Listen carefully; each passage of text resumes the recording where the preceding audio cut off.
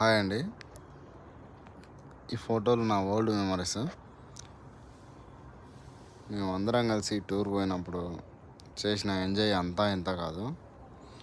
కానీ ఇలాంటి టూరు మళ్ళీ వేయాలని నేను కోరుకుంటున్నా. కానీ వీళ్ళందరూ కలుస్తారో లేదో నాకు తెలియదు. ఈయన మా మామ, నేను ఇట్లా ఫోటోలు మస్తు తీసుకున్నాం. అసలు క్రియేటివిటీ అంటే మాదే. చూడండి, వెలుగు గుహల్లో ఎట్లా ఫోటోలు దిగినాము.